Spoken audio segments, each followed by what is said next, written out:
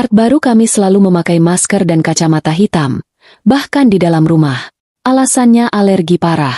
Suatu malam, aku membuka maskernya saat dia tertidur di dapur. Itu wajah wanita di foto mesra suamiku. Tak kusangka. Sebelum ceritanya dimulai, silakan tulis di kolom komentar dari daerah mana saja teman-teman yang menonton cerita ini. Jangan lupa like dan subscribe agar channel ini bisa semakin berkembang dan bisa mempersembahkan cerita yang lebih menarik lagi. Langit Bandung pagi itu secerah hati Indira. Ia menyenandungkan lagu pelan sambil menata sarapan di meja makan mewah mereka. Rumah itu adalah segalanya bagi Indira. Rumah besar di kawasan elit, dengan taman yang terawat sempurna, dan kolam renang biru jernih. Ini adalah bukti cinta Arga, suaminya. Arga adalah sosok pria yang nyaris sempurna. Tampan, karismatik, sukses sebagai pengusaha properti, dan di atas segalanya, dia selalu tahu cara membuat Indira merasa seperti wanita paling beruntung di dunia. Pagi, sayang, sapa Arga dari belakang, memeluk pinggang Indira erat. Jantung Indira selalu berdesir setiap kali Arga melakukannya, bahkan setelah 5 tahun pernikahan. Pagi, Mas, sarapannya sudah siap. Kamu memang istri terbaik, bisik Arga, mencium pipi Indira. Indira tersenyum. Hidupnya sempurna. Ia memiliki suami yang mencintainya. Rumah yang indah. Apalagi yang kurang? Oh iya, Endir, kata Arga sambil duduk dan meraih rotinya. Mulai hari ini kita punya art baru. Yang kemarin kan minta berhenti mendadak. Indira mengangguk. Oh ya? Baguslah. Aku sedikit kewalahan mengurus rumah sebesar ini sendirian. Siapa namanya, Mas? Namanya Laila. Aku sudah wawancara dia kemarin pas kamu lagi arisan. Orangnya gesit, cekatan, tepi. Arga berhenti sejenak, seperti mencari kata yang tepat. Tapi apa? Dia punya kondisi khusus, Endir. Dia punya alergi debu yang sangat kronis. Parah sekali. Dokter bilang dia juga fotofobia. Sensitif sekali sama cahaya. Indira mengerutkan kening. Alergi debu? Separah apa? Separah itu, kata Arga. Jadi, aku harap kamu maklum. Dia harus selalu pakai masker N95 dan kacamata hitam. Selalu, bahkan di dalam rumah. Dahi Indira berkerut semakin dalam. Di dalam rumah? Pakai kacamata hitam dan masker N95? Bahkan saat memasak atau bersih-bersih. Arga tertawa pelan. Tawa yang biasanya selalu menenangkan Indira. Sayang, aku tahu kedengarannya aneh. Tapi ini demi kesehatannya. Dia pekerja yang baik. Tapi kalau debu sedikit saja, dia bisa sesak napas hebat. Kasihan, kan? Anggap saja itu bagian dari seragam kerjanya. Indira masih merasa janggal. Art pakai kacamata hitam di dalam ruangan? Tapi Arga yang memilihnya. Arga selalu membuat keputusan terbaik. Indira mengusir keraguan itu jauh-jauh. Ya sudah, kalau memang itu syaratnya. Yang penting kerjaannya beres dan dia jujur. Pasti beres. Dia sudah datang dari tadi pagi sekali. Lagi beres-beres di area belakang. Kata Arga sambil menghabiskan kopinya. Siang itu, Indira akhirnya bertemu Laila. Art baru itu sedang mengelap meja di ruang tamu. Dan benar saja, Laila mengenakan seragam art standar. Tapi wajahnya tertutup sempurna. Masker N95 putih menutupi hidung dan mulutnya. Sementara kacamata hitam besar membingkai matanya, menyembunyikan ekspresinya. Laila? Sapa Indira ramah. Sosok itu sedikit terlonjak kaget. Lalu berbalik. Iya, Bu. Suaranya teredam di balik masker. Datar dan nyaris tak terdengar. Selamat datang. Ya, saya Indira. Semoga betah kerja di sini. Terima kasih, Bu. Jawab Laila singkat. Ia tidak menatap Indira. Kepalanya sedikit menunduk. Indira mencoba tersenyum, meski merasa sangat aneh. Kalau ada apa-apa, bilang saja. Kamar kamu di belakang. Sudah tahu, kan? Laila hanya mengangguk. Lalu, tanpa kata-kata lagi, dia berbalik dan melanjutkan pekerjaannya. Gerakannya efisien, nyaris seperti robot. Mengelap, menyapu, tanpa suara. Kejanggalan itu mulai terasa. Sore harinya, Indira melihat Laila sedang memasak makan malam. Uap panas dari panci mengepul. Tapi Laila tetap tak bergeming. Masker dan kacamata hitam itu masih terpasang erat di wajahnya. Laila, kamu nggak kegerahan? Tanya Indira, tak bisa menahan diri. Masa pakai masker dan kacamata apa nggak bahaya? Nggak, berembun kacamatanya. Laila berhenti mengaduk sejenak. Tidak, Bu. Sudah biasa. Kamu yakin? Dilepas saja dulu kalau lagi di dapur. Kan nggak banyak debu di sini. Tidak bisa, Bu. Maaf, saya harus pakai ini. Perintah Pak Arga juga. Katanya, suaranya tetap datar. Indira terdiam. Perintah Pak Arga? Kenapa Arga sampai segitunya? Malam itu di kamar tidur, Indira menyampaikan kegelisahannya. Mas, aku kok merasa aneh ya sama Laila. Arga yang sedang membaca tabletnya menoleh. Aneh kenapa lagi, sayang? Kerjaannya nggak beres. Beres, sih. Bersih sekali malah. Tapi itu, loh, masker sama kacamatanya. Masa-masa aja nggak dilepas. Aku jadi ngeri sendiri lihatnya. Kayak ada orang asing yang nggak mau kita kenali di rumah kita sendiri. Arga meletakkan tabletnya. Ia menangkup wajah Indira dengan kedua tangannya. Tatapannya lembut. Tapi ada sesuatu yang tak bisa dibaca Indira di sana. Indira, sayangku, katanya lembut. Kamu itu terlalu banyak nonton film thriller. Dia itu cuma Art yang punya kondisi kesehatan langka. Fotofobia dan alergi kronis. Dia pakai itu untuk melindungi dirinya sendiri. Tapi masa separah itu, Mas? Di dalam rumah. Justru di dalam rumah banyak debu mikro. Sayang. Dari sofa, karpet. Dia sudah jelaskan ke aku. Dan dia sangat bersyukur kita mau terima dia kerja dengan kondisinya. Di tempat lain dia selalu ditolak. Penjelasan Arga terdengar sangat logis. Sangat mulia. Arga menolong orang yang kesulitan. Hati Indira sedikit melunak. Mungkin dia memang berlebihan. Kamu jangan curigaan gitu. Ah, lanjut Arga sambil tertawa ringan. Kamu pikir dia itu penjahat yang lagi menyamar? Ada-ada saja. Indira ikut tertawa. Merasa bodoh. Ia juga. Ya, mana mungkin. Sudah, jangan dipikirkan. Yang penting rumah bersih. Kamu jadi nggak capek. Kata Arga sambil mematikan lampu tidur. Sekarang tidur. Arga memeluk Indira dari belakang. Tubuhnya hangat dan menenangkan. Indira mencoba memejamkan mata, mencoba mengusir bayangan sosok bermasker dan berkacamata hitam yang kini tinggal satu atap dengannya.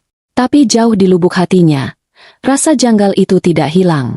Rasa aneh itu menusuk pelan. Indira merasa, sejak Laila datang, rumah yang sempurna itu terasa sedikit lebih dingin. Seolah ada sepasang mata yang terus mengamatinya dari balik kacamata hitam pekat itu. Ia tidak tahu bahwa ini adalah awal dari mimpi buruk terbesarnya.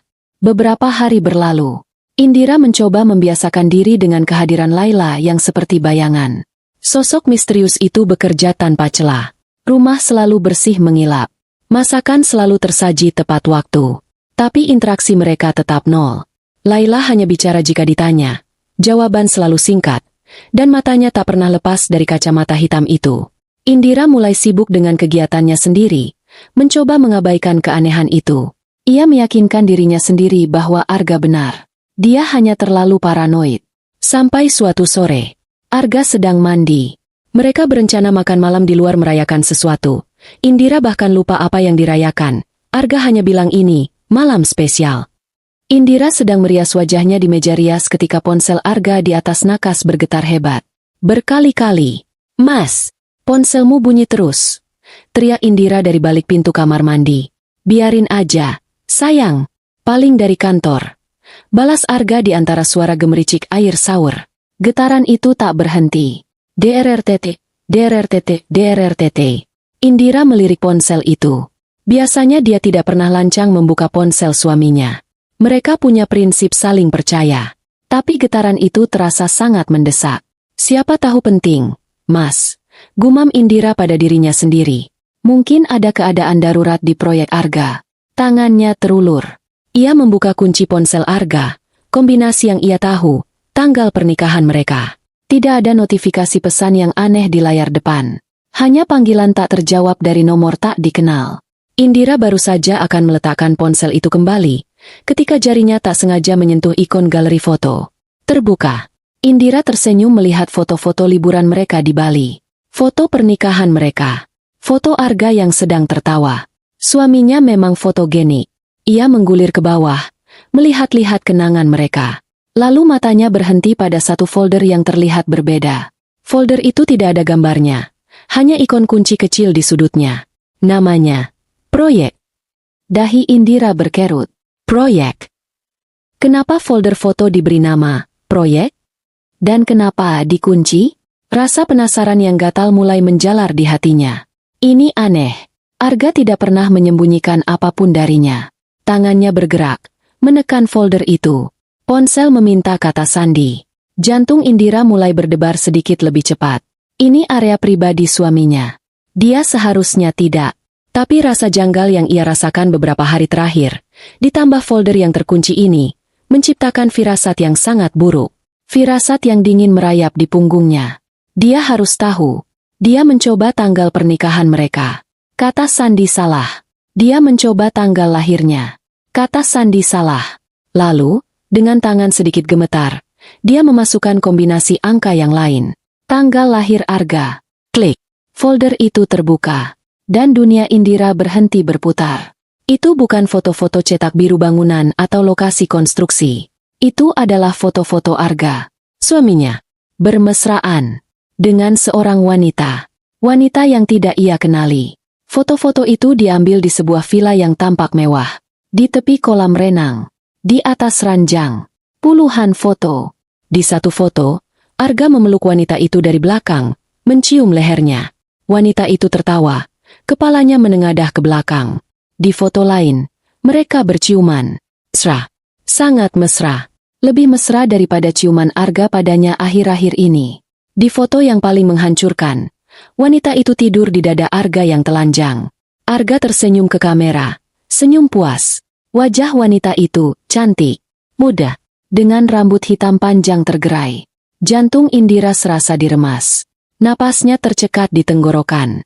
Ini tidak mungkin. Arga, suaminya yang sempurna. Pria yang memujanya setiap pagi. Berselingkuh? Rasa sakit itu datang seperti hantaman ombak besar. Menghancurkan. Meluluh lantakan. Lututnya lemas. Indira terduduk di lantai. Ponsel masih tergenggam erat di tangannya. Air mata mulai menggenang. Panas. Perih. Jadi ini, proyek, Arga? Semua kebohongan. Semua kelembutan palsu. Semua, malam spesial, yang ternyata hanya kedok untuk menutupi bangkai busuk ini. Indira hancur. Sehancur-hancurnya. Dia pikir ini adalah puncak rasa sakitnya. Dia pikir ini adalah rahasia terbesar suaminya. Dia salah. Dia mengira ini hanya perselingkuhan biasa. Sebuah pengkhianatan yang menyakitkan. Tapi masih bisa ia pahami. Indira menangis tanpa suara. Bahunya terguncang hebat. Dia tidak tahu berapa lama dia duduk di sana, memandangi foto-foto pengkhianatan itu berulang kali, mencoba membakar wajah wanita itu dalam ingatannya. Lalu, suara gemericik air dari kamar mandi berhenti.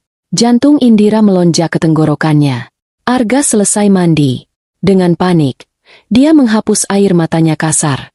Dia cepat-cepat menutup galeri, mengunci ponsel, dan meletakkannya kembali di nakas. Tangannya gemetar hebat. Dia harus berpura-pura. Dia tidak bisa membiarkan Arga tahu. Tidak sekarang. Tidak saat dia masih sangat hancur. Pintu kamar mandi terbuka. Arga keluar dengan handuk melilit pinggangnya. Rambutnya basah. Dia tersenyum. Lama ya, sayang? Aku tadi. Senyum Arga memudar saat melihat wajah istrinya. Indira, kamu kenapa? Kamu pucat sekali. Kamu sakit. Indira menelan ludah, mencoba mengendalikan suaranya yang bergetar. Enggak apa-apa, Mas. Cuma sedikit pusing. Kayaknya masuk angin. Arga mendekat, memegang keningnya. Ah, kamu ini, kecapean, ya? Ya sudah, makan malamnya kita batalin aja, ya? Kita di rumah aja. Nanti aku minta Laila bikinin kamu sup hangat. Indira hanya bisa mengangguk. Kata Laila, membuat perutnya mual sekarang. Dia memalingkan wajahnya, pura-pura membereskan meja rias. Dia tidak sanggup melihat wajah pria itu. Wajah pembohong, wajah pengkhianat. Indira tidak tahu bahwa foto-foto itu, rasa sakit karena perselingkuhan itu, hanyalah puncak dari gunung es.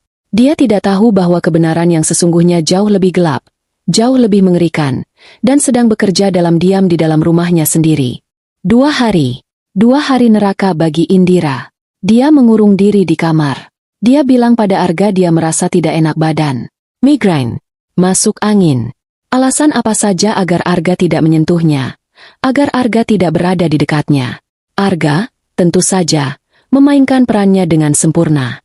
Sayang, kamu kenapa? Kita ke dokter, ya? Bujuk Arga, duduk di tepi ranjang, mengelus rambut Indira. Sentuhan itu, yang dulu terasa seperti surga, kini terasa seperti bara api. Indira ingin menepis tangan itu. Tangan kotor yang sudah menyentuh wanita lain.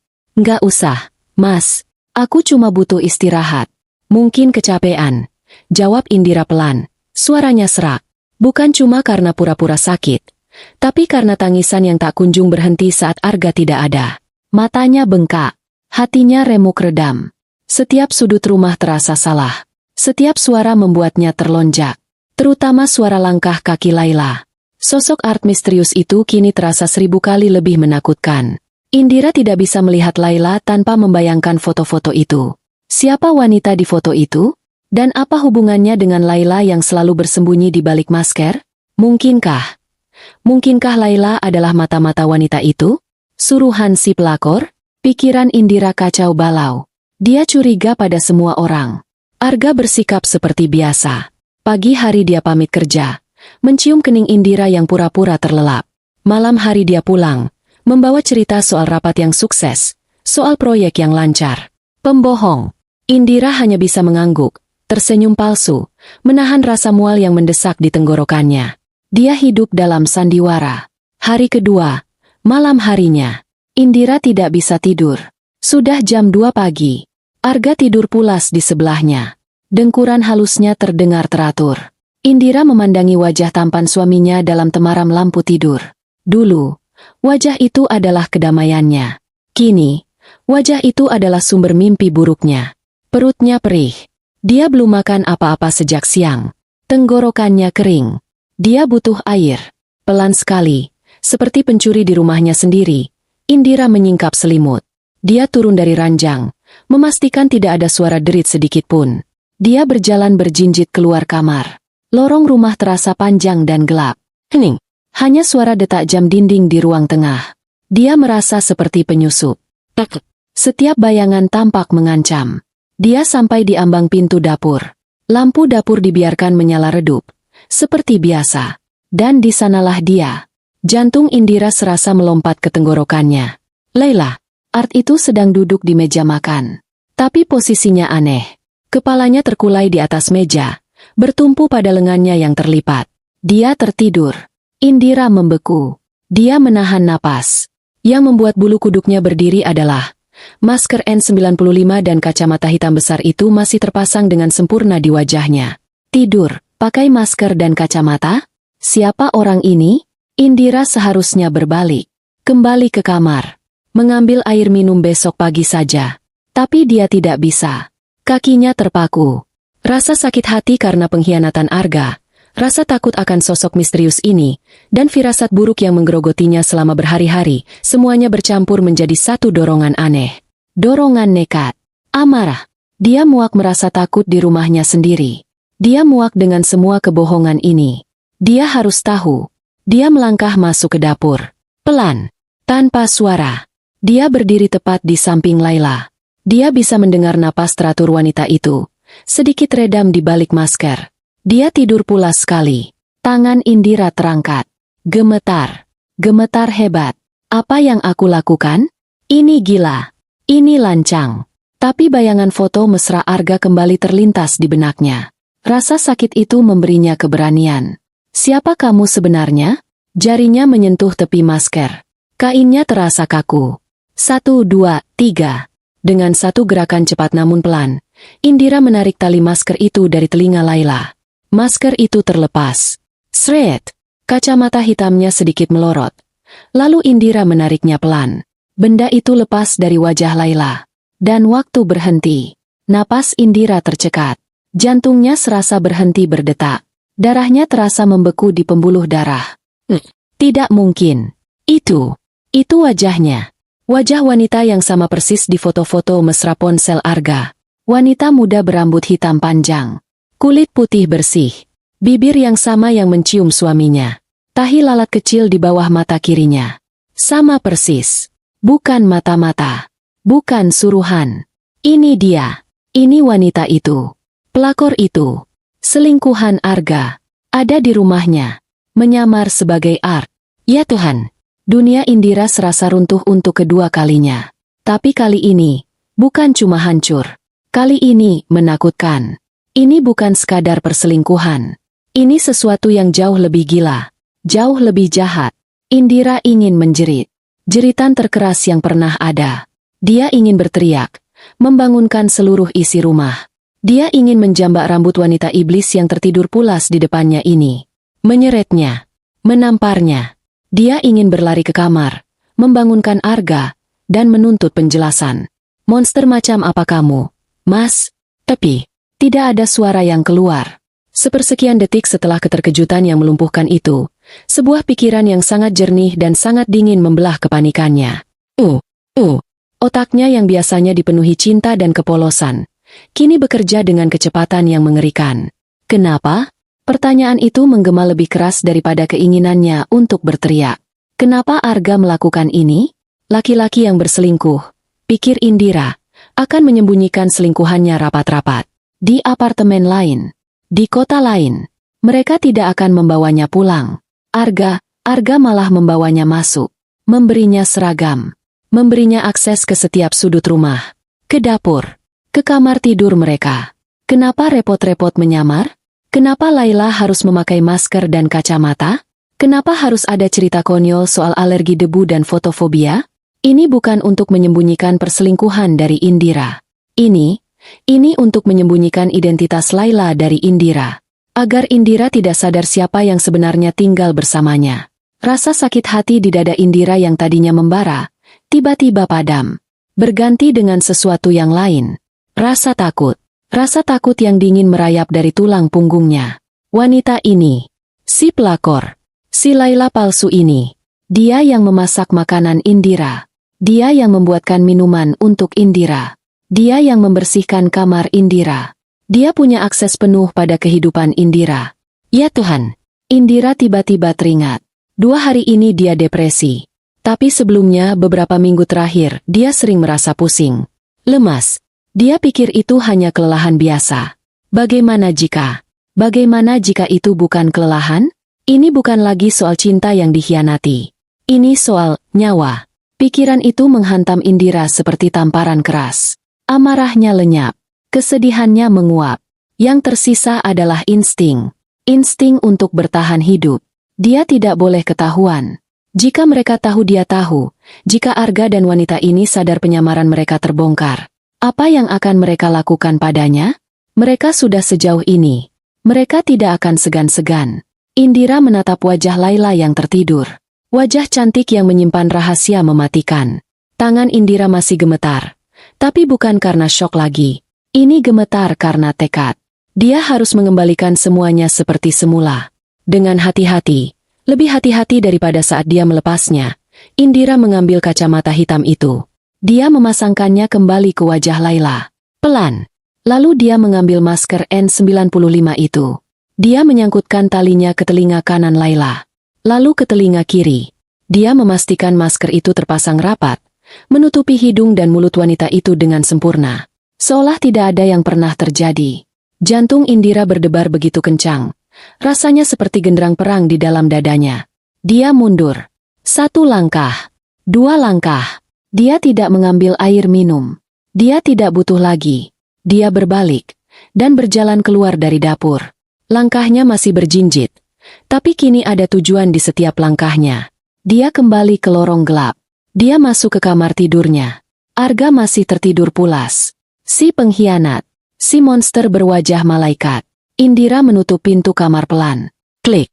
Dia bersandar di pintu, memejamkan mata sejenak, mengatur napasnya yang terengah-engah. Dia berhasil. Mereka tidak tahu. Dia berjalan ke cermin besar di ruang ganti.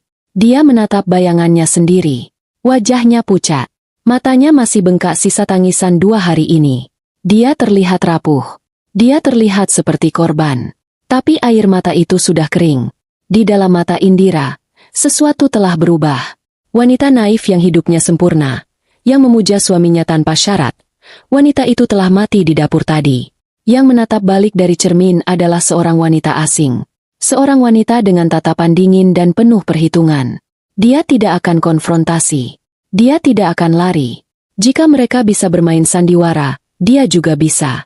Dia akan menjadi Indira yang sama. Istri yang naif. Istri yang bodoh. Istri yang tidak tahu apa-apa.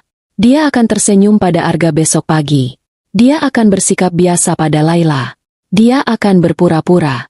Tapi di balik kepura-puraan itu, dia akan mengawasi. Dia akan mencari tahu. Dia akan mencari tahu apa sebenarnya rencana mereka. Dan dia akan menghancurkan mereka. Indira, sang istri yang patah hati, telah lenyap. Yang lahir malam itu adalah Indira, sang penyintas. Permainan telah dimulai. Pagi datang. Sinar matahari yang biasanya menghangatkan. Hari itu terasa menusuk dingin di kamar Indira. Dia terbangun bukan karena alarm, tapi karena instingnya. Dia membuka mata, dan hal pertama yang dia sadari adalah, Arga sudah tidak ada di sampingnya. Dia pasti sedang mandi. Semalam, setelah kembali ke kamar, Indira tidak tidur. Dia berbaring diam, membiarkan suaminya yang pembohong itu kembali ke ranjang, memeluknya dari belakang. Pelukan itu terasa seperti belitan ular berbisa. Tapi Indira tidak bergerak. Dia mengatur napasnya, berpura-pura tidur. Dia mendengarkan dengkuran halus Arga. Dia menahan rasa jijik yang luar biasa. Kini, pagi telah tiba. Ini adalah hari pertama dari kehidupan barunya. Kehidupan yang penuh kepura-puraan. Suara pintu kamar mandi terbuka. Arga keluar, segar, wangi, tersenyum. Pagi, sayang. Sapanya riang. Sudah baikan. Indira memejamkan mata sejenak, mengumpulkan seluruh sisa kekuatannya. Dia lalu membuka mata, dan memasang senyum paling rapuh yang bisa ia ciptakan. Pagi, Mas. Iya, sudah mendingan. Cuma masih agak pusing sedikit. Katanya, suaranya dibuat sedikit serak. Arga mendekat, duduk di tepi ranjang. Dia membelai pipi Indira. Syukurlah. Aku khawatir sekali. Endir, kamu 2 hari ini murung terus. Kamu bukan khawatir, Mas. Kamu takut rencanamu gagal, teriak Indira dalam hati. Tapi di bibirnya, senyum itu tetap terpasang. Maaf ya, Mas. Bikin kamu cemas. Enggak apa-apa. Yang penting kamu sehat. Kata Arga. Aku ke bawah dulu. Lihat sarapan. Kamu istirahat saja. Nanti aku minta Laila antar sarapan ke kamar. Ya? Sama, jus kesehatan buatan dia. Katanya bagus buat stamina. Jantung Indira serasa dicengkeram. Jus kesehatan. Minuman yang beberapa minggu ini sering membuatnya pusing dan lemas. Minuman yang dia kira hanya vitamin biasa. Ya Tuhan, mereka sudah memulainya. Indira harus mengendalikan raut wajahnya agar tidak menunjukkan teror. Dia tidak boleh panik. Dia mengangguk lemah. Iya, Mas. Boleh. Bagus. Aku tinggal, ya. Arga mencium keningnya. Ciuman itu terasa seperti cap stempel kematian. Setelah Arga pergi, Indira terduduk. Napasnya memburu. Dia harus minum jus itu? Dia tidak bisa. Tapi kalau dia menolak, mereka akan curiga. Apa yang harus dia lakukan? 20 menit kemudian, pintu kamarnya diketuk. Masuk, kata Indira. Pintu terbuka. Laila. Sosok itu masuk, mendorong troli kecil. Dia masih sama. Masker N95. Kacamata hitam pekat. Dia seperti malaikat maut berseragam art. Sarapan, Bu, kata Laila datar. Dia meletakkan nampan berisi bubur ayam dan segelas jus hijau kental di meja samping tempat tidur Indira. Mata Indira terpaku pada gelas jus itu. Warnanya hijau pekat. Terlihat sehat. Tapi bagi Indira, itu adalah racun. Terima kasih, Laila, kata Indira. Suaranya bergetar. Laila tidak langsung pergi. Dia berdiri di sana, diam, mengamati, seolah menunggu. Menunggu Indira meminumnya. Mereka ingin memastikan aku meminumnya. Rasa dingin menjalar. Ini adalah ujian pertamanya. Kamu boleh pergi, Laila, kata Indira, mencoba terdengar normal. Laila mengangguk sedikit, lalu berbalik dan berjalan keluar kamar. Menutup pintu. Indira sendirian. Dia menatap gelas itu. Tangannya gemetar. Dia harus bagaimana? Dia mengambil gelas itu. Dia mencium baunya. Bau sayuran dan jahe. Tidak ada yang aneh. Dia tidak bisa membuangnya. Laila atau Arga bisa saja mengecek tempat sampah. Dia juga tidak mungkin menyiramkannya ke toilet. Laila mungkin akan langsung membersihkan kamar mandinya nanti. Dia harus meminumnya? Dia tidak akan mati konyol. Tapi dia harus pura-pura meminumnya. Indira melihat ke sekeliling kamar. Matanya tertuju pada pot tanaman hias besar di sudut kamar. Sebuah ide gila terlintas. Dia mengambil gelas itu, berjalan cepat ke sudut kamar. Dengan tangan gemetar, dia menuangkan sedikit demi sedikit jus itu ke pangkal tanaman. Tanahnya basah. Dia tidak menuang semuanya. Dia menyisakan sedikit di dasar gelas. Lalu dia kembali ke tempat tidur. Dia mengambil nampan bubur. Dia mengaduk-aduknya. Dia harus terlihat seperti orang sakit yang baru pulih. Dia duduk di sana, menunggu. Sekitar 30 menit kemudian, Laila datang lagi. Kali ini tanpa mengetuk. Ya Tuhan, mereka benar-benar mengawasiku. Permisi, Bu. Saya ambil nampannya, kata Laila. Matanya, meski terhalang kacamata, terasa menatap lurus ke arah gelas jus. Gelas itu hampir kosong. Hanya tersisa sedikit ampas hijau di dasarnya. Indira melihat Laila mengangguk tipis. Nyaris tak terlihat. Sebuah anggukan puas. Laila mengambil nampan itu dan pergi tanpa sepatah kata pun. Indira langsung berlari ke kamar mandi. Dia berlutut di depan toilet. Tapi dia tidak bisa muntah. Dia hanya gemetar hebat. Dia lolos. Untuk hari ini. Tapi dia tidak bisa melakukan ini sendirian. Dia butuh bantuan. Dia meraih ponselnya. Dia harus keluar dari rumah ini. Dia menelepon Arga. Mas, aku bosan sekali di kamar. Aku mau ke salon. Mau potong rambut biar segar. Katanya dengan suara manja yang dibuat-buat. Terdengar Arga tertawa di seberang sana. Boleh, sayang. Akhirnya kamu ceria lagi. Mau Mas antar? Nggak usah. Aku bisa sendiri. Sekalian nanti mau ketemu Wulan. Sudah lama nggak gosip. Oke. Hati-hati. Ya. Jangan capek-capek. Percakapan ditutup. Indira bersiap secepat kilat. Dia tidak pergi ke salon. Dia menyetir mobilnya dengan tangan gemetar menuju sebuah kafe kecil di pinggir kota. Tempat Wulan sudah menunggunya. Wulan adalah sahabatnya sejak kuliah. Sosok yang logis, ceplas-ceplos, dan sangat setia.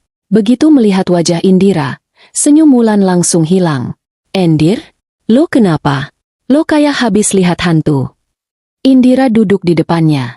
Dia tidak bisa menahannya lagi. Air mata yang dia tahan selama 2 hari, tumpah ruah. Wul, tolongin gue, Wul. Isaknya. Hei, lo kenapa? Wulan panik. Dia memegang tangan Indira. Arga? Dia mukul lo?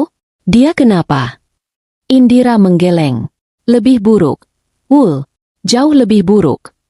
Dan Indira menceritakan semuanya.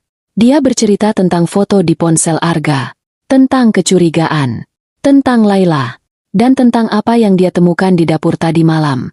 Wajah di balik masker itu wajah perempuan yang sama, Wul, selingkuhan Arga. Dia ada di rumah gue. Nyamar jadi Art, kata Indira. Suaranya bergetar hebat. Wulan ternganga. Mulutnya terbuka. Dia syok. Lo nggak salah lihat, Endir. Gue lihat pakai mata kepala gue sendiri. Wul, gue yang buka maskernya. Gila, ini gila. Wulan menyandarkan punggungnya. Jadi lo konfrontasi mereka.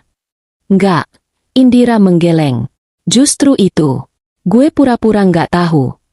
Lalu dia menceritakan soal jus kesehatan. Soal Laila yang menunggunya minum. Soal dia menuangnya ke pot tanaman. Wajah Wulan berubah dari syok menjadi pucat pasi.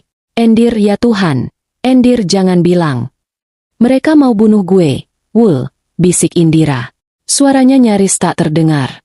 Mereka mau racunin gue pelan-pelan. Kafe itu ramai.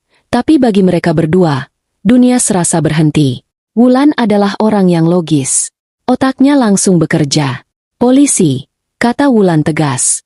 Kita harus lapor polisi sekarang juga. Lapor apa, Wul? Tangis Indira pecah lagi. Apa buktinya? Gue cuma punya foto perselingkuhan. Kalau gue bilang art gue itu selingkuhannya, mereka tinggal bilang gue gila. Mereka tinggal bilang gue halusinasi. Arga itu licik. Wul. Dia bisa memutarbalikkan semuanya. Wulan mengumpat pelan. Dia tahu Indira benar. Arga punya citra yang terlalu baik di mata semua orang. Dan jus itu. Lanjut Indira. Kalaupun ada racunnya, gimana gue bisa buktikan? Mereka bisa aja bilang itu jus basi. Mereka akan bilang gue stres karena cemburu. Wulan mengusap wajahnya kasar. Sialan. Lo bener. Kita nggak bisa gegabah. Gue takut. Wul. Gue harus gimana? Wulan tiba-tiba menatap Indira tajam. Oke. Dengerin gue. Lo nggak sendirian. Kalau kita nggak bisa pakai jalur resmi, kita pakai jalur lain. Jalur lain. Gue kenal seseorang, kata Wulan. Dia bukan polisi. Dia penyelidik swasta. Namanya Reza. Penyelidik swasta? Kayak di film. Jangan bercanda, Endir. Dia serius. Dia yang bantu sepupu gue waktu suaminya bawa kabur aset perusahaan. Reza bisa cari bukti yang gak bisa ditemuin polisi. Dia bisa melacak segalanya. Rekening bank, catatan kriminal, apapun. Wulan meraih ponselnya. Dia mahal. Sangat mahal. Tapi dia yang terbaik. Gue nggak peduli soal uang, kata Indira cepat. Gue punya tabungan pribadi. Pakai itu. Hubungi dia. Wul. Sekarang juga. Wulan mengangguk tegas. Oke. Gue hubungi dia. Tapi lo harus janji satu hal sama gue, Endir. Apa? Lo harus tetap berakting. Lo harus jadi istri paling naif. Paling bodoh yang pernah ada. Jangan sampai mereka curiga. Sedikit aja lo lengah. Nyawa lo taruhannya. Ngerti? Indira menelan ludah. Dia menatap mata sahabatnya. Rasa takut itu masih ada. Tapi kini ada secercah harapan. Dia mengangguk. Gue ngerti. Mulai sekarang, kata Wulan sambil mengetik nomor di ponselnya. Ini perang. Dan kita akan menang. Reza mulai bekerja pada hari itu juga. Dia tidak seperti penyelidik di film-film yang memakai topi fedora dan jas hujan. Reza adalah hantu. Dia bekerja lewat data, lewat jaringan, lewat bayang-bayang. Wulan menjadi satu-satunya perantara. Indira tidak boleh, dalam kondisi apapun, bertemu atau berbicara langsung dengan Reza. Rumah Indira telah berubah menjadi panggung sandiwara terbesar. Indira memainkan perannya dengan cemerlang. Dia, yang seumur hidupnya tidak pernah bisa berbohong, kini menjadi aktris pemenang piala Oscar. Dia tersenyum saat Arga memujinya. Kamu makin cantik aja, sayang, kayaknya udah sehat beneran. Dia tertawa saat Arga menceritakan lelucon garing di meja makan. Dan yang paling mengerikan dia, meminum jus kesehatan itu setiap pagi. Tapi sekarang dia punya siasat. Setelah kejadian pot tanaman, dia tahu dia tidak bisa terus-menerus membuangnya di tempat yang sama. Dia mulai pura-pura membawa jus itu ke kamar mandi, sambil siap-siap, dan menyiramkannya ke kloset. Lalu dia akan menyemprotkan pengharum ruangan banyak-banyak untuk menyamarkan baunya. Kadang, dia akan, tidak sengaja, menumpahkannya di lantai saat Laila tidak melihat. Ya ampun, Laila, maaf, ibu ceroboh sekali. Serunya dengan nada kesal yang dibuat-buat. Laila, dari balik kacamata dan maskernya, hanya akan berkata datar. Tidak apa-apa, Bu. Biar saya bersihkan. Tapi Indira bisa merasakan ketidaksabaran dari wanita itu. Dia bisa merasakan frustrasi Arga yang tertahan. Karena Indira tidak kunjung sakit parah. Kamu kok kayaknya lemas lagi, Endir? Tanya Arga suatu malam. Nadanya pura-pura cemas. Iya, nih, Mas. Pusingnya datang lagi. Tapi nggak apa-apa. Kok, mungkin cuma kurang tidur. Indira memberi mereka harapan palsu. Dia mengeluh pusing, mual, lemas. Dia memberi mereka apa yang ingin mereka dengar. Dia membiarkan mereka berpikir bahwa racun itu bekerja, meski sangat lambat. Dia harus mengulur waktu. Waktu untuk Reza. Seminggu kemudian, Wulan mengajaknya bertemu lagi di tempat yang berbeda. Sebuah taman kota yang ramai. Mereka duduk di bangku, berpura-pura mengobrol santai seperti dua sahabat. Gimana? Bisik Indira. Tangannya mencengkeram botol air mineral. Wulan tidak tersenyum. Dia mengeluarkan sebuah amplop coklat dari tasnya. Reza dapat sesuatu. Endir. Dan lo nggak akan suka ini. Kasih tahu gue, desak Indira. Pertama, soal si Laila, kata Wulan pelan. Nama aslinya bukan Laila. Namanya Dewi Lestari. Dia bukan dari desa. Dia dari Jakarta. Dan dia punya catatan kriminal. Jantung Indira mencelos. Kriminal. Penipuan. Pemalsuan. Kelas 3, sih. Tipu-tipu investasi bodong skala kecil. Palsuin tanda tangan cek. Dia jago nyamar. Ganti-ganti identitas. Reza bilang dia itu ular. Licin. Indira memejamkan mata. Jadi benar. Dia berhadapan dengan penipu profesional. Tapi itu belum yang terburuk. Endir. Lanjut Wulan. Suaranya semakin pelan. Yang terburuk soal Arga. Indira membuka matanya. Kenapa Arga? Wulan mengeluarkan selembar kertas dari amplop. Itu adalah cetakan data perbankan dan daftar tagihan. Arga dia bangkrut. Endir. Apa? Indira tidak percaya. Nggak mungkin. Bisnis propertinya sukses besar. Kita baru beli mobil baru bulan lalu. Itu semua kedok, kata Wulan. Nadanya sedikit meninggi saking gemasnya. Reza melacak aliran uangnya. Semua yang lo lihat itu palsu. Mobil itu kredit macet. Rumah yang kalian tinggali itu, sebentar lagi disita bank. Dia gali lubang tutup lubang. Indira menatap kertas di tangannya. Daftar hutang itu panjang sekali. Judi online, pinjaman ilegal, rentenir. Angkanya fantastis. Miliaran. Ya Tuhan. Dia bukan cuma berselingkuh karena cinta. Endir, kata Wulan getir. Dia putus asa. Dia butuh uang. Cepat. Uang gue. Bisik Indira. Tepat. Uang lo. Aset atas nama lo. Warisan dari almarhum ayah lo yang dia nggak bisa sentuh kecuali. Wulan tidak sanggup melanjutkan. Tapi Indira tahu. Kecuali gue mati. Hening. Hanya suara tawa anak-anak yang bermain di kejauhan. Kontras sekali dengan kegelapan yang baru saja terungkap. Potongan-potongan puzzle itu kini menyatu. Membentuk sebuah gambar yang sangat jelek dan mengerikan. Ini bukan lagi soal perselingkuhan. Ini bukan soal cinta segitiga. Ini adalah konspirasi pembunuhan berencana. Reza menyimpulkan rencana mereka. Kata Wulan, suaranya dingin. Ini tebakannya. Tapi ini sangat masuk akal. Indira menatap sahabatnya. Siap mendengar skenario terburuk. Arga kenal Dewi alias Laila ini. Mungkin dari dunia gelapnya. Mereka bersekongkol. Arga punya hutang. Dewi jago nipu. Mereka butuh aset lo. Mereka nggak bisa langsung bunuh lo. Terlalu kentara. Arga bakal jadi tersangka utama. Jadi, lanjut Wulan, mereka bikin rencana sempurna. Laila, si penipu, masuk ke rumah lo. Nyamar jadi Art. Pakai masker dan kacamata itu bukan cuma biar lo nggak kenali dia sebagai selingkuhan Arga. Tapi itu juga biar nggak ada yang tahu identitas aslinya. Nggak ada yang pernah lihat wajahnya dengan jelas. Dia dapat akses penuh ke makanan dan minuman lo. Wulan menelan ludah. Jus kesehatan itu. Reza yakin itu racun. Tapi bukan racun yang membunuh seketika. Bukan arsenik. Dia bilang ini kemungkinan besar, racun tikus. Atau sesuatu yang sejenis. Tapi dalam dosis sangat rendah.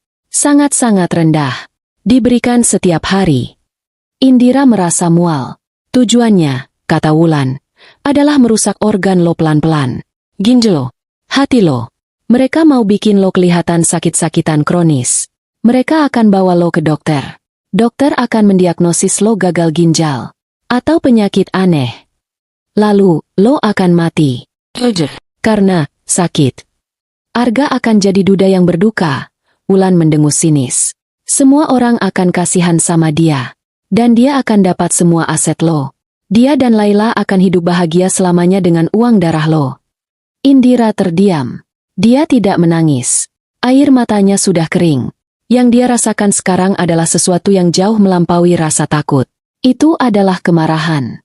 Kemarahan yang dingin, membeku, dan mematikan. Dia menatap Wulan. Tatapannya setajam belati. Mereka tidak akan menang, Wul. Ender. Mereka pikir aku bodoh. Mereka pikir aku naif. Mereka pikir aku lemah. Kata Indira. Setiap katanya penuh penekanan. Sekarang kita tahu rencananya. Kita tahu motifnya. Tapi kita belum punya bukti. Bukti apa lagi, Endir? Ini udah jelas. Ini belum jelas di mata hukum, potong Indira. Kita butuh bukti fisik. Kita butuh bukti mereka ngomongin ini. Kita butuh bukti racun itu ada. Indira berdiri, bilang sama Reza. Bagus, kerja bagus sekali. Tapi ini belum selesai. Lo mau ngapain lagi, Endir? Wulan ikut berdiri, cemas. Indira menoleh, menatap lalu lintas kota Bandung yang ramai. Kalau mereka mau main perang racun, aku akan kasih mereka bukti yang mereka butuhkan. Bilang sama Reza, aku butuh voice recorder, yang paling kecil. Dan aku butuh cara untuk mengamankan sampel jus itu tanpa ketahuan. Indira tidak lagi berperan sebagai korban. Dia sekarang adalah sutradara dari drama ini. Dan dia akan memastikan akhir ceritanya ditulis dengan tangannya sendiri. Indira tahu dia tidak bisa menang hanya dengan asumsi. Dia tidak bisa melawan Arga yang licik dan Laila yang misterius hanya dengan cerita perselingkuhan. Jika dia menuduh mereka mencoba meracuninya, mereka akan tertawa. Mereka akan memanggil dokter, mengatakan Indira stres berat, depresi, halusinasi.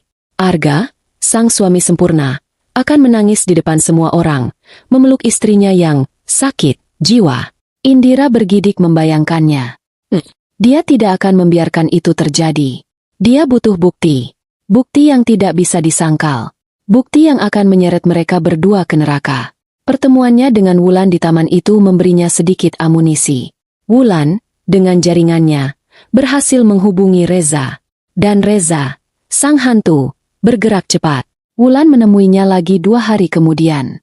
Di toilet sebuah mall yang ramai. Tempat paling publik, sekaligus paling privat. Lo gila, Endir. Ini gila, bisik Wulan, sambil pura-pura merapikan riasannya di cermin. Tangannya gemetar saat menyerahkan sebuah kantong kertas kecil pada Indira. Apa ini? Tanya Indira. Dia tidak lagi terlihat takut. Matanya dingin dan fokus. Dari Reza. Pesanan lo. Kata Wulan. Di dalamnya ada botol kecil. Itu vitamin palsu. Placebo. Isinya cuma gula bubuk. Lo harus tukar itu sama botol vitamin harian yang Arga kasih. Indira membuka kantong itu sedikit. Ada botol vitamin yang persis sama dengan miliknya di rumah. Lalu, lanjut Wulan, ada beberapa tabung sampel kecil. Kedap udara. Reza bilang, lo harus ambil sampel jus beracun itu. Setidaknya 3 kali. Di hari yang berbeda fokus. Indira mengangguk. Dan yang terakhir. Wulan menarik napas dalam. Itu, voice recorder. Alat perekam suara. Reza bilang ini yang paling canggih. Paling kecil. Baterainya tahan 3 hari. Indira mengeluarkan benda itu. Lebih kecil dari ibu jarinya.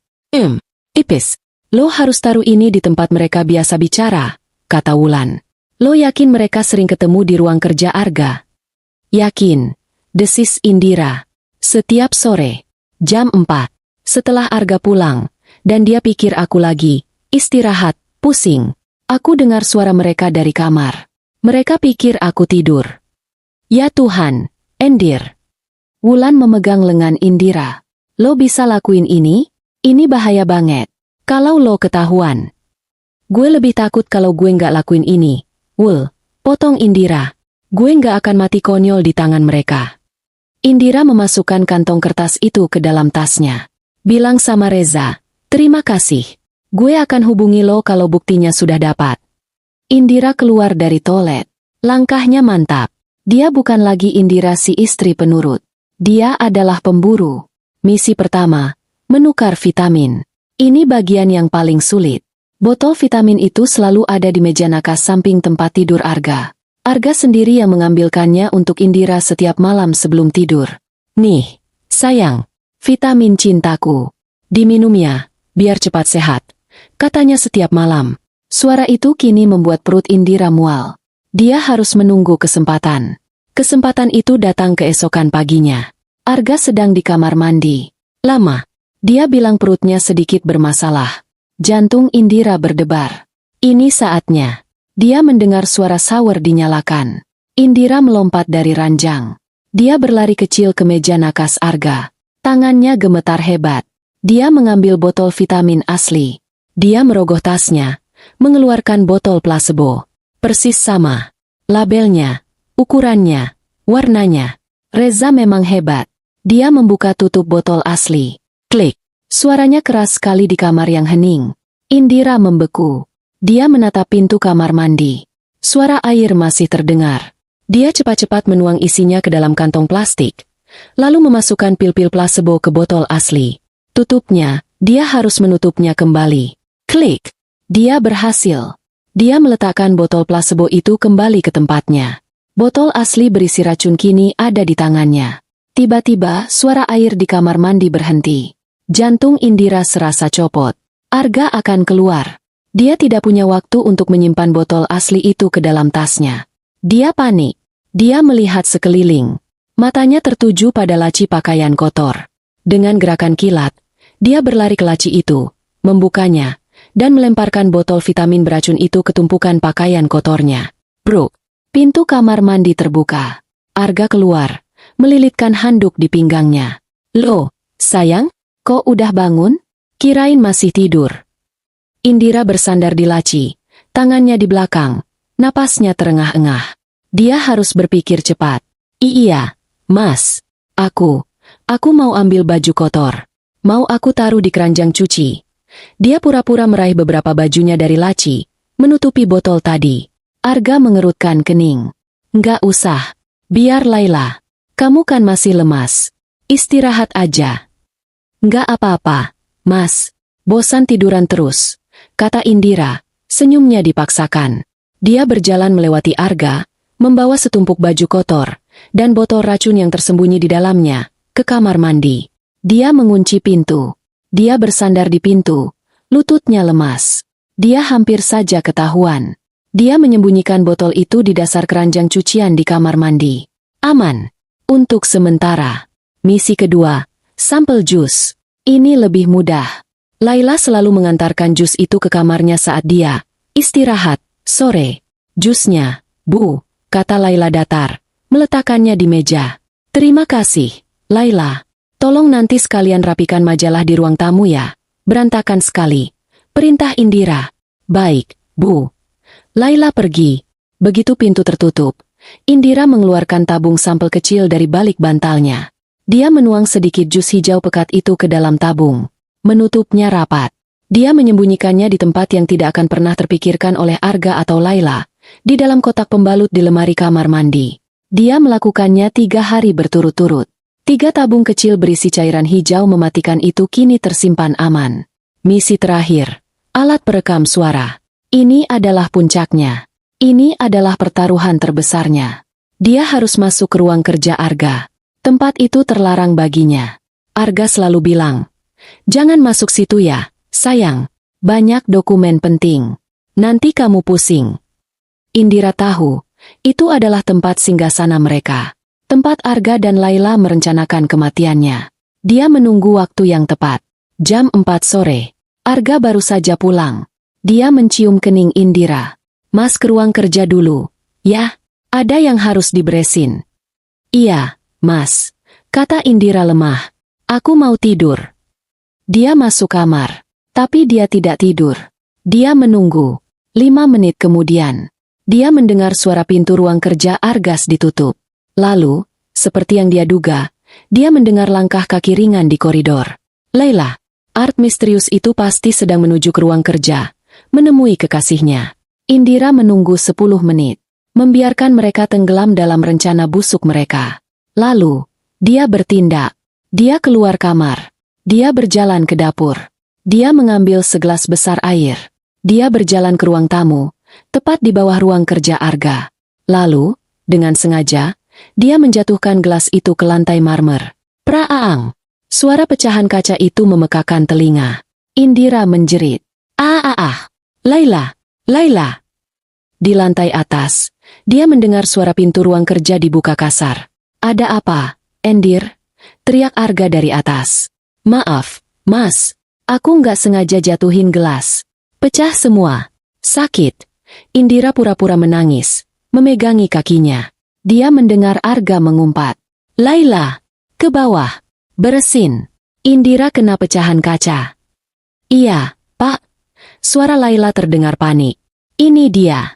Umpannya berhasil. Indira mendengar langkah kaki Laila berlari menuruni tangga. Ibu tidak apa-apa. Nggak apa-apa. Laila, tolong bereskan cepat. Aduh, kakiku perih. Rengek Indira. Laila langsung sibuk dengan sapu dan pengki. Matanya fokus ke lantai. Arga masih di atas. Kamu gimana sih? Endir. Ceroboh. Sudah, obati kaki kamu. Iya, Mas. Ini aku mau ke kamar ambil plester. Ini adalah celah waktunya. Laila sibuk di bawah. Arga pasti kembali ke ruang kerjanya, mengira situasi aman. Tapi Indira tahu, pintu ruang kerja itu tidak ditutup rapat. Indira tidak pergi ke kamarnya. Dia berlari kecil menaiki tangga. Berjinjit. Dia sampai di depan ruang kerja Arga. Pintunya sedikit terbuka. Dia bisa mendengar Arga sedang menelepon seseorang. Iya, dia ceroboh sekali. Bikin repot saja. Indira menahan napas. Dia menyelipkan tubuhnya masuk. Ruangan itu remang-remang. Bau parfum Arga bercampur dengan bau kertas. Indira langsung merangkak ke bawah meja kerja Arga. Meja kayu jati besar yang kokoh. Tangannya gemetar saat mengeluarkan alat perekam suara itu. Dia meraba-raba bagian bawah meja. Ada palang kayu. Sempurna. Dia menekan tombol, rekam. Lampu merah kecil berkedip sekali. Lalu mati. Dia menempelkan alat itu ke kayu. Di bagian paling dalam, paling tersembunyi. Dia baru saja akan merangkak keluar. Ketika dia mendengar suara langkah kaki Laila di tangga. Dia sudah selesai. Jantung Indira berhenti. Dia membeku di bawah meja. Laila masuk ke ruangan. Indira bisa melihat sepatu flat hitamnya. Sudah beres, Pak, kata Laila. Suaranya kini tidak datar. Suaranya manja? Bagus. Tutup pintunya, kata Arga. Klik. Pintu ditutup. Indira terperangkap. Dia ada di bawah meja. Sementara dua ular berbisa itu ada di ruangan yang sama. Dia menahan napas. Dia tidak berani bergerak seinci pun. Dia mendengar suara langkah kaki Arga. Lalu, kaki Arga duduk di kursi. Tepat di depannya. Gimana tadi? Tanya Arga. Dia minum. Mas, jusnya habis. Tapi vitaminnya, aku nggak yakin dia minum yang semalam. Indira membelalak. Dia bilang dia lupa. Lanjut Laila. Apa dia mulai curiga, Mas? Sudahlah, jangan panik. Suara Arga terdengar dingin. Terus saja kasih. Dosisnya sudah pas. Kalaupun dia sesekali lupa, tidak apa-apa. Yang penting rutin. Dalam 2 bulan ini, ginjalnya pasti kena. Indira menutup mulutnya. Air mata panas mengalir. Dia mendengarnya. Dia mendengarnya langsung. Aku nggak sabar nunggu dia mati, Mas, bisik Laila. Sabar, sayang, kata Arga. Setelah dia mati, semua warisannya jadi milik kita. Kita bisa bayar semua hutangku dan pergi dari negara ini. Indira menggigit bibirnya begitu keras hingga berdarah. Dia harus keluar. Dia menunggu. 5 menit yang terasa seperti selamanya. Ya sudah, kamu kembali ke dapur. Pura-pura siapkan makan malam, kata Arga. Nanti malam, Mas. Suara Laila merayu. Nanti malam, setelah si bodoh itu tidur. Pintu terbuka. Laila keluar. Arga masih di sana. Menelepon lagi. Indira tahu dia tidak bisa menunggu. Dia harus bergerak sekarang. Saat Arga sedang fokus bicara di telepon, membelakanginya, Indira merangkak keluar dari bawah meja. Pelan sekali. Seperti bayangan. Dia berhasil. Dia sampai di pintu. Dia membukanya sedikit. Dia lolos. Dia kembali ke kamarnya. Mengunci pintu. Tubuhnya luruh ke lantai. Dia gemetar hebat. Dia berhasil. Dia tidak hanya berhasil menanam alat perekam itu. Dia sudah mendapatkan rekamannya. Indira tidak bisa tidur malam itu. Dia berbaring di samping Arga. Di samping monster yang baru saja dia dengar merencanakan kematiannya. Arga tidur pulas. Napasnya teratur. Indira memejamkan mata. Tapi otaknya berputar. Suara Arga dan Laila terngiang-ngiang. Aku nggak sabar nunggu dia mati, Mas. Setelah si bodoh itu tidur. Si bodoh itu. Dia bukan bodoh. Dia sedang menunggu. Dia harus mengambil alat perekam itu. Rekaman yang dia dengar tadi, itu emas. Itu adalah paku di peti mati mereka. Tapi bagaimana? Dia tidak bisa masuk ruang kerja itu lagi. Dia harus menunggu. 2 hari. 2 hari terpanjang dalam hidupnya. Dia terus memainkan perannya. Dia minum plasebonya di depan Arga. Dia, tidak sengaja, menumpahkan jusnya lagi. Dia harus terlihat sakit, tapi tidak terlalu sakit. Dia harus terlihat naif, tapi tidak terlalu bodoh. Dia mengamati pola. Arga selalu meninggalkan ruang kerjanya jam 7 malam tepat untuk makan malam. Laila akan sibuk di dapur. Itu adalah celah waktunya. Hari kedua, jam 7 malam kurang 5 menit. Mas, aku kok mual banget. Ya, kata Indira, memegangi perutnya. Aku kayaknya mau muntah. Arga, yang sedang bersiap-siap menutup laptopnya di ruang kerja, menoleh. Kamu hamil? Pertanyaan itu menusuk Indira. Dulu, itu adalah impian mereka. Nggak tahu, Mas. Aku ke kamar mandi dulu. Indira berlari. Tapi bukan ke kamar mandi di kamarnya. Dia berlari ke kamar mandi tamu, yang letaknya melewati ruang kerja Arga. Laila, teriak Arga. Tolong bantu ibu. Dia mual. Arga keluar dari ruang kerjanya. Dia bergegas ke kamar mandi tamu, tempat Indira pura-pura muntah. Laila berlari dari dapur. Kamu nggak apa-apa, sayang? Arga menggosok punggungnya. Ruang kerjanya kosong. Pintunya terbuka. Aku butuh teh hangat. Laila, cepat. Perintah Indira. Dan kamu, Mas, tolong ambilkan minyak kayu putih di kamar kita. Cepat, Mas. Aku pusing. Kedua algojonya itu panik. Iya, sayang. Kamu tunggu sini. Arga berlari ke kamar tidur mereka. Saya buatkan teh, Bu. Laila berlari ke dapur. Indira sendirian di koridor. Dia tidak punya waktu. Dia berlari ke ruang kerja Arga. Tangannya langsung merogoh ke bawah meja. Alat itu masih di sana. Dia menariknya. Dia menggenggamnya erat. Panas. Benda kecil itu terasa seperti bom waktu. Dia berlari kembali ke kamar mandi tamu, tepat saat Arga kembali membawa minyak kayu putih. Ini, sayang. Terima kasih, Mas, kata Indira. Suaranya gemetar. Kali ini, bukan pura-pura. Dia berhasil. Malam itu, dia tidak bisa menahan diri. Dia harus pergi. Dia bilang pada Arga dia butuh udara segar. Dia mau menginap di rumah ibunya 1 malam. Arga, anehnya, mengizinkan. Mungkin dia senang Indira pergi. Jadi dia bisa bebas bersama Laila. Hati-hati, ya. Besok Mas jemput. Katanya. Indira menyetir. Tapi bukan ke rumah ibunya. Dia ke apartemen Wulan. Lo dapat? Tanya Wulan. Wajahnya tegang. Indira tidak menjawab. Dia hanya mengangkat tangannya, membuka genggamannya. Alat perekam itu ada di sana. Mereka tidak buang waktu. Wulan mengambil laptopnya, menyambungkan alat itu. Siap? Tanya Wulan. Indira mengangguk. Wulan menekan tombol play. Terdengar suara statis. Lalu suara langkah kaki. Suara pintu ditutup. Lalu suara Laila. Sudah beres, Pak. Suara Arga. Bagus. Tutup pintunya. Wulan menutup mulutnya. Lalu, bagian yang Indira dengar saat dia terperangkap di bawah meja. Gimana tadi? Tanya Arga. Dia minum. Mas, jusnya habis. Tapi vitaminnya, aku nggak yakin dia minum yang semalam. Dia bilang dia lupa. Apa dia mulai curiga, Mas? Sudahlah, jangan panik. Terus saja kasih. Dosisnya sudah pas. Kalaupun dia sesekali lupa, tidak apa-apa. Yang penting rutin. Dalam 2 bulan ini, ginjalnya pasti kena. Wulan terisak. Ya Tuhan Endir, dia bilang gagal ginjal. Indira diam. Wajahnya keras seperti batu. Rekaman itu berlanjut. Aku nggak sabar nunggu dia mati, Mas. Sabar, sayang. Setelah dia mati, semua warisannya jadi milik kita. Kita bisa bayar semua hutangku dan pergi dari negara ini. Lalu terdengar suara-suara lain. Suara ciuman. Suara desahan. Indira memejamkan mata. Jijik. Tapi rekaman itu belum selesai. Alat itu terus merekam. Setelah Arga dan Laila selesai dengan urusan menjijikkan mereka, mereka kembali bicara. Suara Laila. Mas, soal asuransi itu gimana? Sudah beres. Jantung Indira berdebar.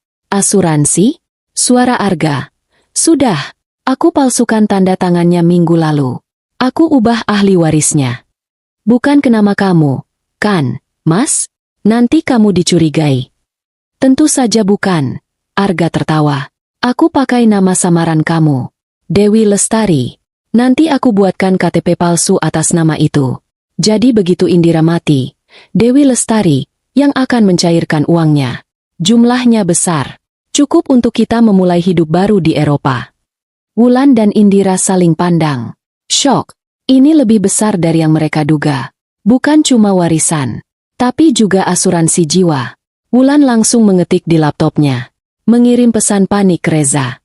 Reza, cek asuransi jiwa atas nama Indira. Sekarang, Indira terus mendengarkan rekaman itu. Percakapan mereka berlanjut. Mereka menertawakan Indira. Menertawakan kebodohannya. Setiap tawa itu adalah paku. 15 menit kemudian, laptop Wulan berbunyi. Bip. Email dari Reza. Subjeknya, bukti kunci. Wulan membukanya. Itu adalah sebuah dokumen PDF. Pindaian, polis asuransi jiwa. Atas nama Indira Kurniawati. Diterbitkan 3 minggu lalu.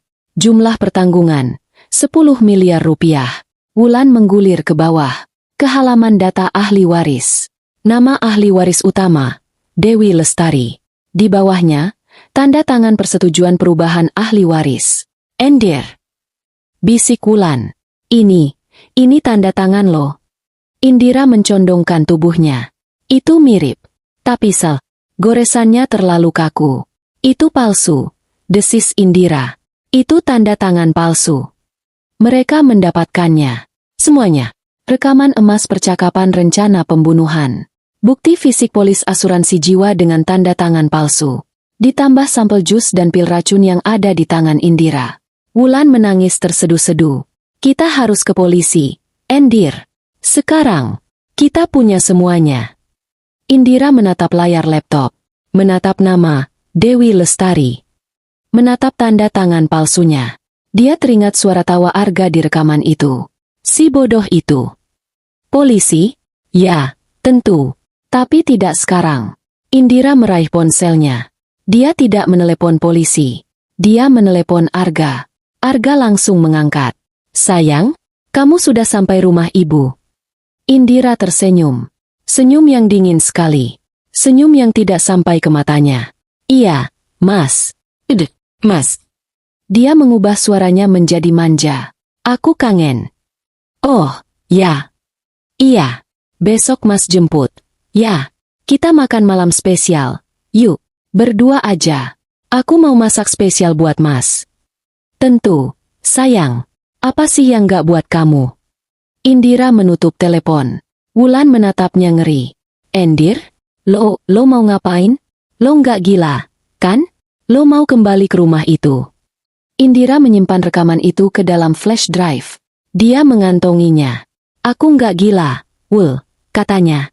Aku mau kasih mereka makan malam terakhir. Dia sudah punya buktinya. Sekarang, dia ingin melihat wajah mereka saat tahu bahwa si bodoh ini tahu segalanya. Malam itu, rumah mereka terasa berbeda. Indira bersikeras dia yang akan memasak. Dia menyuruh Laila untuk fokus membersihkan ruang tamu. Ibu sudah sehat? Tanya Laila. Suaranya seperti biasa, datar di balik maskernya. Tapi Indira bisa menangkap sedikit getaran aneh. Getaran curiga. Sudah, sehat sekali, jawab Indira, sambil tersenyum lebar. Senyum yang membuat Laila sedikit merinding. Ini kan malam spesial. Aku mau masak makanan favorit Mas Arga. Enggak. Kamu tolong tata meja makan yang cantik. Ya, pakai lilin.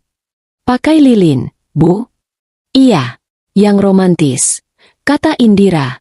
Arga pulang jam 7. Dia masuk rumah dan terkejut. Aroma rendang yang kaya memenuhi udara. Meja makan tertata indah dengan taplak terbaik, piring mahal, dan 2 tangkai mawar merah di vas kristal. Dan di tengah meja, sebuah speaker Bluetooth kecil berwarna hitam. Selamat datang, Mas. Sapa Indira. Arga terpesona. Indira istrinya, terlihat sangat cantik malam itu. Dia memakai gaun merah marun yang memeluk tubuhnya. Rambutnya ditata rapi. Riasannya sempurna. Dia tidak terlihat seperti orang sakit sama sekali. "Sayang, kamu cantik sekali," kata Arga, tulus. Dia memeluk Indira. "Ini ada apa? Kamu sudah sembuh total." Indira membiarkan pria itu memeluknya. Pelukan yang dulu menghangatkan, kini sedingin es. "Sembuh total, Mas. Aku merasa seperti terlahir kembali," bisik Indira di telinga Arga. "Aku sadar banyak hal." "Syukurlah," kata Arga. "Aku ikut senang. Aku jadi lapar mencium bau rendangmu." "Duduk, Mas." Mereka duduk. Laila keluar dari dapur, membawa nasi dan minuman. Dia masih memakai seragam lengkapnya, masker dan kacamata. "Laila, kamu nggak usah melayani," kata Indira tiba-tiba. Arga dan Laila membeku sejenak. "Loh, Endir. Duduk. Laila, gabung sama kita," kata Indira. "Kamu kan sudah kerja keras merawat aku selama ini. Anggap saja ini malam perpisahan." Kata perpisahan menggantung di udara. Laila menatap Arga, bingung. Arga memberi isyarat mata pelan, menyuruhnya menurut. "Baik, Bu," kata Laila gugup. Dia duduk di kursi ketiga. "Peku." Indira mulai mengambilkan nasi untuk Arga. "Makan, Mas. Aku masak ini khusus buat kamu. Dengan cinta." Arga tersenyum dan mulai makan. "Wah, enak sekali, sayang. Bumbunya meresap." "Tentu," kata Indira. Dia sendiri tidak menyentuh makanannya. Dia hanya menatap suaminya makan. "Aku pastikan dosisnya pas." Arga berhenti mengunyah. "Dosis?" "Iya, dosis bumbunya." Indira tersenyum manis. "Oh iya, Laila, alergi debumu gimana? Sudah mendingan?" Pertanyaan itu datang tiba-tiba. Laila terbatuk kecil di balik maskernya. "Sudah, Bu, mendingan." "Oh ya? Baguslah," lanjut Indira. Nadanya masih santai. "Karena aneh, ya, alergi debu kronis, fotofobia, tapi tidurnya pula sekali di meja dapur. Nyenyak sekali."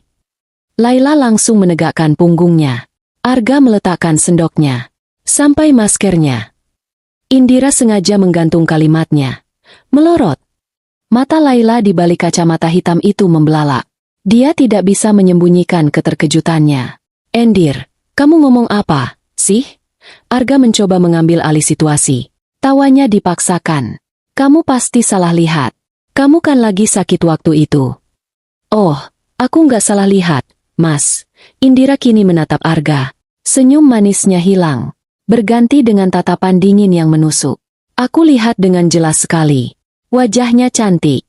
Sama cantiknya seperti di foto-foto mesra di ponselmu. Di folder, proyek." "Hening." Suara jarum jam dinding terdengar seperti pukulan drum. Arga membeku. Wajahnya mulai pucat. Laila gemetar. "Saya kamu." Arga mencoba berbicara. "Aku apa, Mas? Sakit?" Potong Indira. "Iya, aku memang sakit. Sakit hati. Awalnya, kupikir ini cuma perselingkuhan biasa. Tapi ternyata aku juga dibuat sakit, beneran, kan?" Indira mencondongkan tubuhnya ke depan. "Sakit ginjal mungkin." Jika tadi Arga pucat, sekarang dia putih seperti kertas. Apa maksudmu?" "Atau mungkin," lanjut Indira, suaranya kini seperti desisan ular. "Sakit karena tanda tanganku dipalsukan." Arga tersentak. Dia berdiri dari kursinya. "Indira, hentikan. Kamu ini ngelantur. Kamu stres berat." "Stres?" Indira tertawa. Tawa yang kering dan menakutkan. "Aku stres memikirkan polis asuransi jiwa itu, Mas. 10 miliar rupiah. Jumlah yang besar, ya? Cukup untuk bayar hutang judi online MU." "Cukup," teriak Arga. Dia tidak lagi pura-pura. Wajahnya panik. "Ahli warisnya." Indira melanjutkan, seolah tidak mendengar teriakan Arga. "Bukan kamu, Mas. Kamu pintar. Kamu pakai nama siapa tadi?" "Ah, iya." Indira menoleh ke Laila, yang kini gemetar hebat di kursinya. "Dewi Lestari." "Iya, kan Dewi. Itu adalah paku terakhir." Laila terlonjak kaget namanya disebut. Dia mencengkeram tepi meja. Arga tahu, permainannya berakhir. Tapi dia masih mencoba satu kartu terakhir. Kartu andalannya. Gaslighting. Ya Tuhan, sayang. Arga tertawa histeris yang dipaksakan. Dia berjalan memutari meja, mencoba memegang Indira. Kamu benar-benar sakit. Kamu halusinasi. Dewi Lestari siapa? Polis asuransi apa? Kamu pasti diracuni omongan Wulan, kan? Dia nggak pernah suka sama aku. Dia mencoba meraih bahu Indira. Kita ke dokter. Ya, sekarang. Kamu butuh bantuan profesional, sayang. Indira menatap tangan Arga yang terulur. Lalu dia menatap wajah suaminya. Wajah yang dulu dia puja, kini terlihat begitu menjijikan. Dia tidak menepis tangan itu. Dia hanya tersenyum. Senyum yang paling dingin, paling penuh kemenangan. Nggak perlu dokter, Mas, katanya lembut. Aku punya rekaman kesehatan yang jauh lebih bagus. Indira mengangkat ponselnya. Jarinya menekan satu tombol. Speaker Bluetooth kecil di tengah meja, yang dikira Arga untuk musik romantis, menyala. SK. Terdengar suara statis sejenak. Lalu suara Arga. Jernih. Jelas. Gimana tadi? Lalu suara Laila. Manja. Tidak datar. Dia minum. Mas. Jusnya habis. Tapi vitaminnya, aku nggak yakin dia minum yang semalam. Arga membeku. Tangannya yang terulur menggantung kaku di udara. Rekaman berlanjut.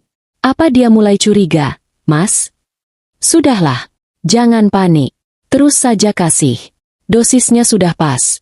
Kalaupun dia sesekali lupa, tidak apa-apa. Yang penting rutin. Dalam 2 bulan ini, ginjalnya pasti kena. Laila menjerit pelan. Dia merobek masker dan kacamatanya. Wajah aslinya, wajah di foto itu, kini basah oleh air mata ketakutan. Arga mundur selangkah. Matanya melotot tidak percaya. Dari mana kamu? Tapi rekaman itu belum selesai. Suara Laila lagi. Aku nggak sabar nunggu dia mati, Mas. Suara Arga. Sabar, sayang. Setelah dia mati, semua warisannya jadi milik kita. Kita bisa bayar semua hutangku dan pergi dari negara ini. Arga terhuyung. Dia menabrak kursi. Dan kemudian bagian terburuknya. Mas, soal asuransi itu gimana? Sudah beres? Sudah. Aku palsukan tanda tangannya minggu lalu. Aku ubah ahli warisnya. Aku pakai nama samaran kamu. Dewi Lestari. Arga menatap Indira. Matanya penuh teror. Dia tidak lagi melihat istrinya yang naif. Dia melihat algojonya. Dia mencoba menerkam speaker itu. Matikan. Matikan. Tapi Indira lebih cepat. Dia mengambil speaker itu. Kenapa, Mas? Tanya Indira. Kenapa harus dimatikan?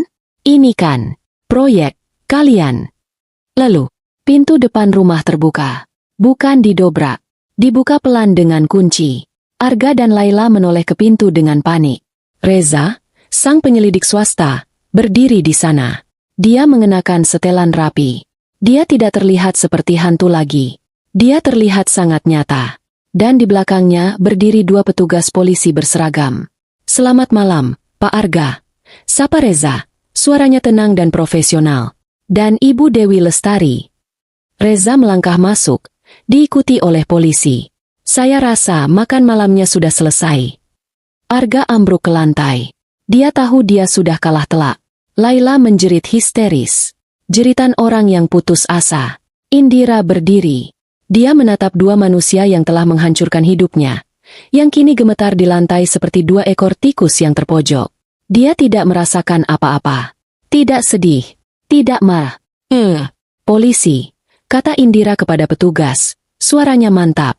Tangkap mereka. Saya punya semua buktinya. 1 tahun kemudian, palu hakim diketuk di ruang sidang Pengadilan Negeri Bandung. Suaranya menggema, menutup babak tergelap dalam hidup Indira. Vonis itu berat. Sangat berat. Arga dan Dewi Lestari, alias Laila, terbukti secara sah dan meyakinkan melakukan tindak pidana percobaan pembunuhan berencana, pemalsuan dokumen, dan penipuan asuransi. Bukti-bukti yang diajukan Indira tidak terbantahkan. Rekaman suara emas itu diputar di pengadilan, membuat semua yang hadir bergidik ngeri. 3 tabung kecil berisi jus hijau diuji di laboratorium forensik.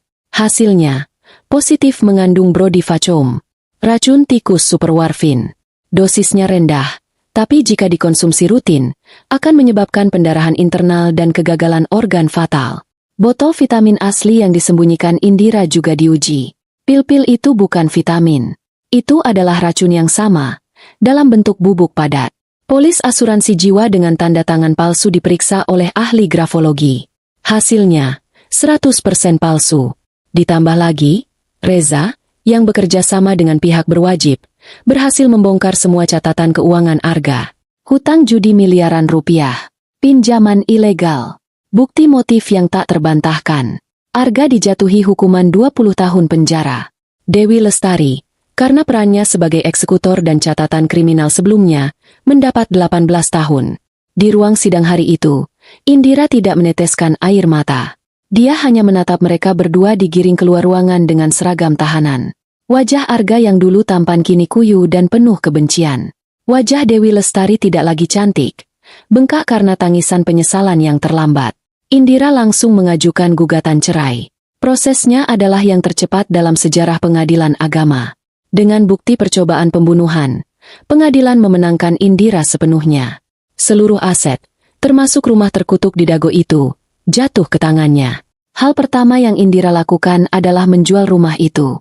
Dia tidak mau menyimpan satupun kenangan neraka domestik itu. Dia menjual semua isinya. Dia hanya membawa pakaiannya. 1 tahun kemudian, sebuah bangunan modern dengan dinding kaca berdiri kokoh di Jalan Braga. Di atasnya terpasang pelang nama elegan, Galeri Indira. Malam itu adalah malam pembukaan. Ruangan itu penuh sesak. Cahaya hangat menyorot lukisan-lukisan abstrak dan patung-patung kontemporer. Alunan musik jazz pelan mengalir. Di tengah keramaian itu, Indira berdiri. Dia berbeda. Rambutnya kini dipotong pendek, membuatnya terlihat segar dan tegas. Dia mengenakan setelan blazer putih gading yang simpel namun berkelas. Dia tersenyum, menyapa para tamu, tertawa. Tawanya tulus. Lepas, Wulan berdiri di sampingnya, memegang segelas minuman, matanya berkaca-kaca bangga. Gila, Endir, bisik Wulan. Lo beneran bikin galeri sendiri. Indira menoleh ke sahabatnya. Dia memeluk Wulan erat. Aku nggak sendiri, Wul. Ada kamu. Gue cuma modal panik, canda Wulan. Kamu modal percaya sama aku. Di saat aku sendiri nggak percaya sama diriku, kata Indira. Indira melepaskan pelukannya. Dia memandang ke sekeliling galerinya.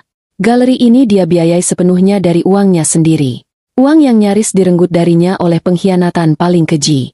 Dia teringat dirinya yang dulu. Wanita naif yang dunianya hanya berputar pada suami. Wanita rapuh yang menangis 2 hari penuh karena foto perselingkuhan.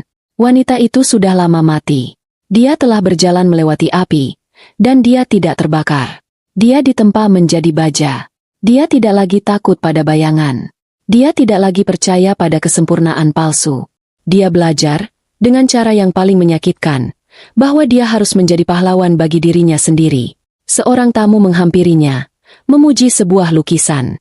Indira menjelaskan filosofi di balik karya itu dengan percaya diri. Dia bukan lagi korban yang bersembunyi. Dia adalah pemilik cerita. Dia mengambil segelas air putih dari nampan yang lewat. Dia mengangkatnya sedikit, menatap pantulan cahaya lampu di gelas itu. Ini adalah awal barunya. Di kota yang sama, Bandung, tapi dengan mata yang baru. Mata yang melihat kebenaran. Dia tidak lagi naif. Dia adalah Indira, seorang penyintas, dan dia adalah pemenangnya.